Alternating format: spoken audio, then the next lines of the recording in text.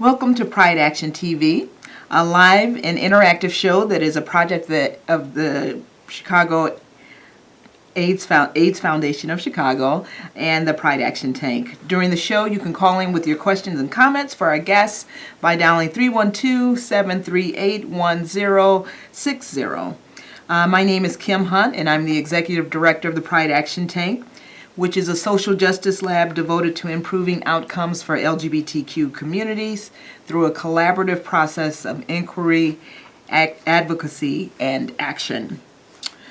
So, we often think of the holiday season as a time of gift-giving, family gatherings, overeating, and football. But for many young people in our community, the holidays are not always those things.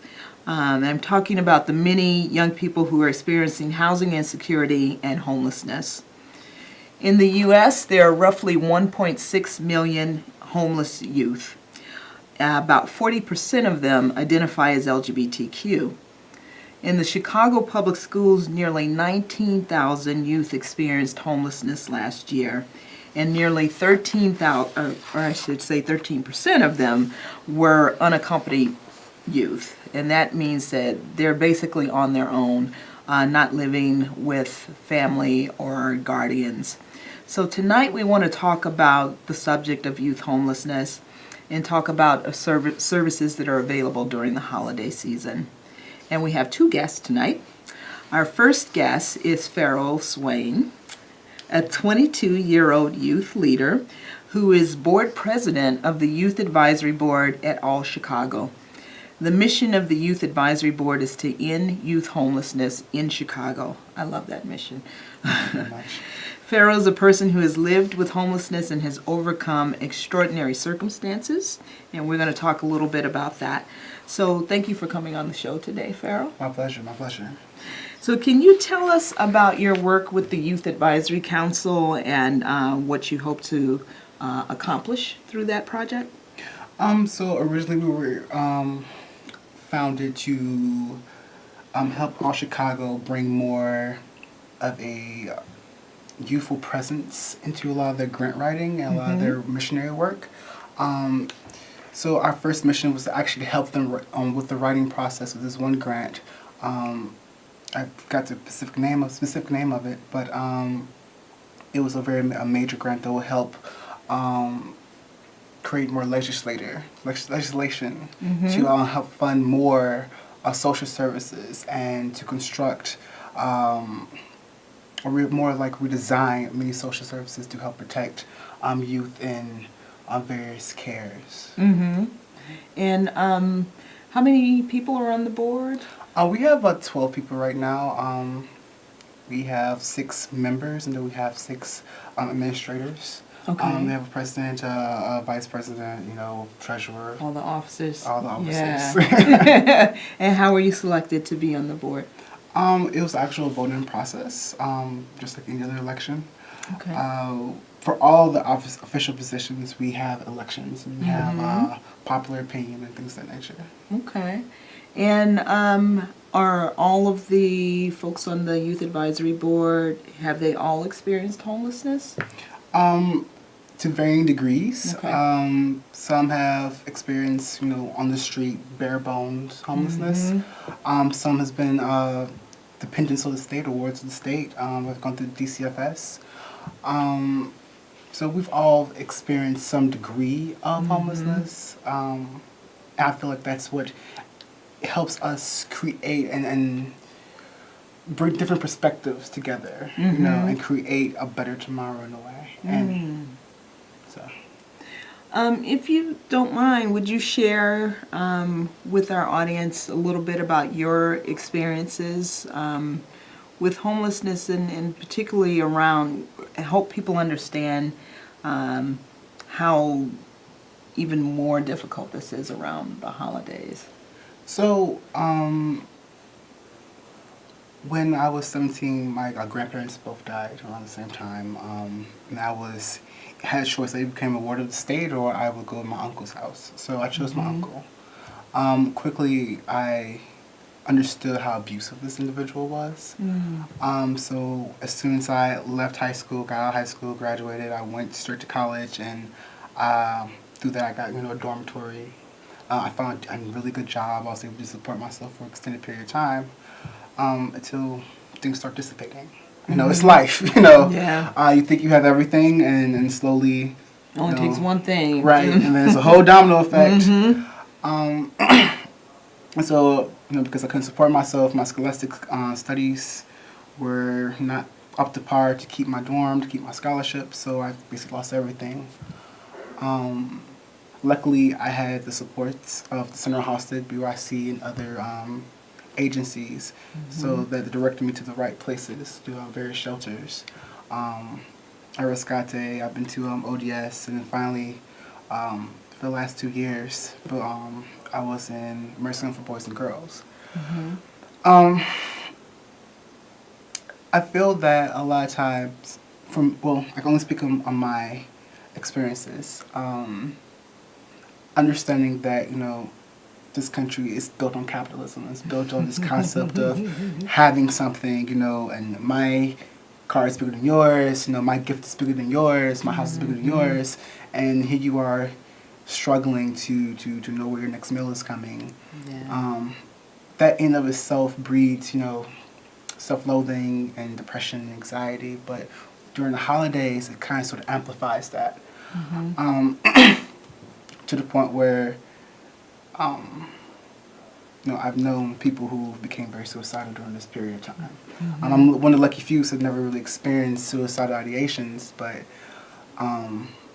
seeing all that happiness and cheer and you not being able to be a part of that, really can damper anyone's spirit, especially during times that you're supposed to be the most thankful and most giving. You really don't have nowhere to give to in order to give to you. So I would say that the holidays, and in one aspect, really does have a negative effect on a lot of homeless youth, myself included. But I also feel like a lot of times holidays can give people goals as well to obtain, to want to reach this level, to want to be able to buy this car, and be able to supply things to your family and buy Xboxes and things of that nature. So I feel like it's a double-edged sword, but I've seen more of the negative side of it, I think. And how have you used your experiences to inform the work that you're doing, like on the Youth Advisory Board and any other activism or community work that you're doing? Well, I feel that the Youth Advisory Board especially was built on the idea that we're going to take people who's actually been through this struggle and we're going to ask for their opinions, because we're trying to help somebody, but we don't even talk to those people. So... Yeah, that happens a lot. So I feel like, especially with the Youth Advisory Board, I was able to take my experiences and look at legislator, and look at, grants, and have somebody explain that jargon to me. And be able to, take my perspective of things, now that I finally understand it, and truly make it so that people do not have to go through the same experiences that I have. And, a lot of times people don't understand that, social services are not always, roses and people just handing out hands. There's a lot of negative experiences people have gone through. And at the hands of social services. And I just feel like with my experiences and what the whole team is doing really sheds a light to that, as well as helping them redesign, these social services to really benefit the people involved.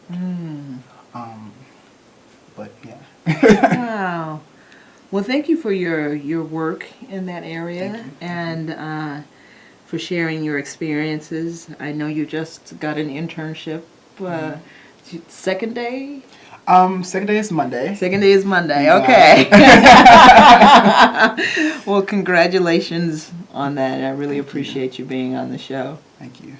I appreciate being here. Oh, thank you. Thank you. So I want to let people know that if you want to find out more about the work that Pride Action Tank is doing, and learn more about our partnerships with other organizations like All Chicago and the work that the Youth Advisory Board is doing, you can keep up with what's happening with us on our website, Facebook page, Twitter, all of that. You can also reach out to us at Pride Action Tank at aidschicago.org.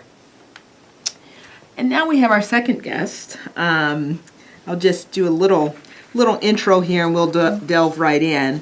So our next guest is Rebecca Hoff-Richter, who is a licensed clinical social worker and director of youth and housing at the Center on Halstead, which is in one of the organizations that Farrell just mentioned. She has been a part of the center's youth program for just over a year.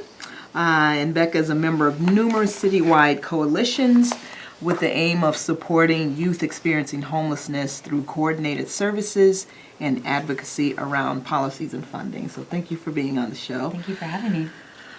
So tell us about the services at the Center on Halstead, and in particular what's happening during the holiday season. Yeah, so the Center on Halstead is an LGBTQ community center. I tend to like to talk about the center having two arms. So one of them being the social service arm, so providing services that are geared towards folks who need them most and who have identified those needs. So we try to listen to the community as much as possible. So that would include things like our HIV services, our behavioral health services, some of our youth services and some of our senior services. And then on the other arm, I would say, is around our community and cultural services. And so recognizing that a vital part of life is accessing community, and that we see that these lend well to each other. So sometimes we see youth programming as part of the social services, but also part of the cultural and community services, and providing safe space for young folks to connect, to experience art and music. We have a theater at Center on Halstead, and art openings monthly. So that's sort of the general breakdown. It's a lot. It's really great. Specifically for the holidays, the center sort of recognizes what Farrell was talking about, that for a lot of us, this is a time where we're really excited, we're connecting with family and friends, but that for a lot of people, that it's also a time of mixed emotion, a time of some sadness, some loss, and so we try to make space for both of those things. Specifically within the youth program, we're doing some holiday celebration with some ice skating and hot chocolate on the 15th. The center as a whole is also going to be open on Christmas Day to provide a meal starting at noon for anybody in the community who wants a place to be. We're also trying to make services more available specifically around behavioral health because, as Farrell mentioned earlier, we do see folks sort of experience depression and suicidal ideation in connection with holidays a lot of times. Can you talk about some of the stories that you hear from the young people who are experiencing homelessness and maybe at the space during the holiday season? Yeah, I think so that we work with sort of a vast, diverse population of young people. So our youth program is young folks ages 13 to 24, and are all coming with very unique backgrounds, stories, experiences. What we see, sort of to echo what Farrell was talking about, we do hear young folks talk a lot around wishing for connection with family, or trying to connect with family and recognizing that maybe isn't the safest or the most useful thing for them to do, but that comes with a lot of loss connected to it. Moving through, like, I reached back out to my family member and it didn't go the way I wanted it to, and that gets amplified, like Farrah said, around the holidays, particularly when lots of other folks are connecting and feeling joyful and, caroling and doing all the elf things. And so I think one of the additional challenges that young folks talk about is that we sometimes see in the places, the social service agencies, the community centers, because lots of folks who work there also want to choose to go and connect and go home or see family, that sometimes we see sort of a distance with that services. And young folks sometimes say, this is when I need it the most, and suddenly you're closed 3 days next week, and so what am I supposed to do? And so one of the things that I'm always really proud of in the youth services here in Chicago is the commitment to being open as much as possible. If they're not a 24-hour program regularly, trying to extend hours, whether that's because of the holidays or because of the cold or a mixture of both, sort of recognizing that need and responding is something that's always been like a exciting thing about youth work in Chicago. But yeah, I think, and then, I think there's also the mixed aspect of we're hearing some really amazing stories from some of our young folks right now, particularly the young folks who are engaged in our youth housing initiative, which launched in April of this year. So we have 10 individuals who have been moved into safe and stable housing since April of 2016. And those individuals, I'm hearing lots of stories around, I'm buying my first Christmas tree, I'm having folks over for my very first Christmas dinner. This is the first time I've had my own space with a key in years for the holidays. And so, I think that those are sort of those moments that you have to sort of remember that exists as well, and that's part of the push for, as Farrell said, to end youth homelessness, to increase services so that everybody can have that experience around the holidays. That's right. I know you work with a lot of the existing coalitions and other organizations. What's happening with some of those other organizations in terms of services they're providing at this time? And if you could talk more about that coalition work, I think it's important for people to understand that, we definitely want to help people in the moment, but there's also these longer term strategies and activities that are going on to actually, getting back to what Farrell said, actually end homelessness. Absolutely.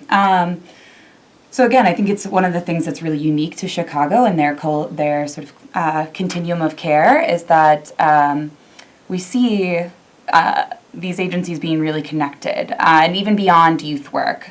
So in a number of the coalitions that I work on, we have Chicago Public Schools at the table, we have city colleges at the table, working with Department of Family and Support Services, making sure that all of the folks who touch youth experiencing housing instability are there so that they can be a part of planning on how do we do this better. Again, as Farrell mentioned, how do we improve on what we're already doing, because sometimes we make mistakes, but what are the gaps and what do we need to do differently? And so one of the things Farrell was talking about is this larger coalition work with All Chicago around and with the Youth Advisory Board around planning for sort of the future of Chicago. What innovations are we not currently implementing that may exist other places? Who are we not listening to? What communities are doing it well, and that we need to be paying attention to that? And so looking at that from prevention all the way through intervention and then aftercare services. So recognizing that preventing youth homelessness or ending youth homelessness doesn't stop once you put somebody in housing or once they move back out of housing, that it continues after that, and it starts prior to them ever becoming homeless or experiencing housing insecurity.